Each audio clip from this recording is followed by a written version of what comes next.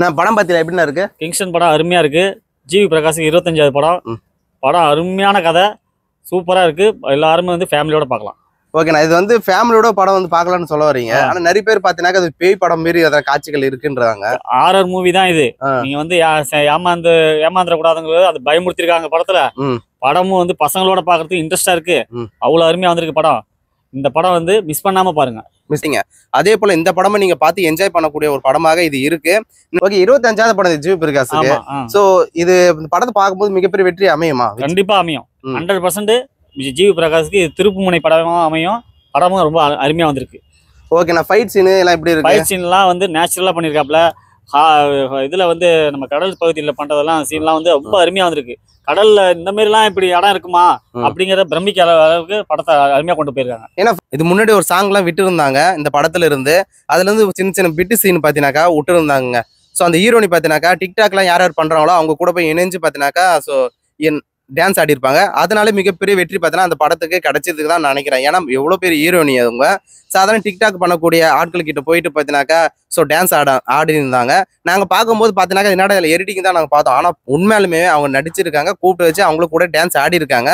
இது உண்மையாலுமே பாராட்டக்கூடிய ஒரு விஷயம் தான் அந்த ஹீரோனி அவர்கள்.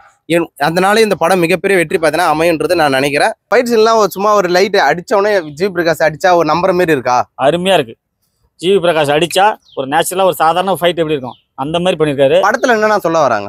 படத்துல தான் இப்போ ஒரு கடல் பகுதிக்கு போயிட்டோம், தெரியாம போய் இந்த இடத்துல போய் மாட்டி இது வந்து இந்த மாதிரி எல்லாம் தவறுகள் பண்ணக்கூடாது அப்படின்னு சொல்லிட்டு கதையை வந்து நல்லா காமிச்சிருக்காங்க.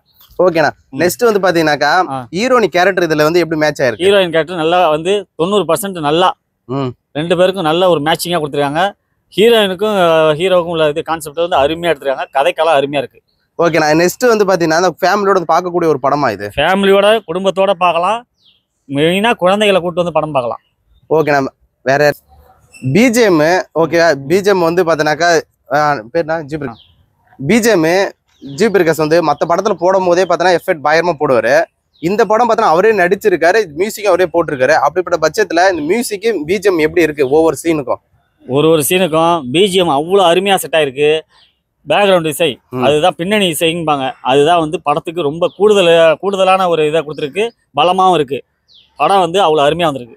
படம் வந்து ஆக்சுவலா அந்த படத்துல காமெடிகள் எதனா இருக்கா? காமெடி சீன் நிறையா இருக்கு, ரசிக்கும்படியா இருக்கு. படத்தை வந்து ஹாரர் மூவியோட பார்க்கும்போது ரொம்ப நல்லா இருக்கும். படம் வந்து அவ்வளோ அருமையா வந்திருக்கு. ஓகே, நன்றிண்ணா. ஓகேவா?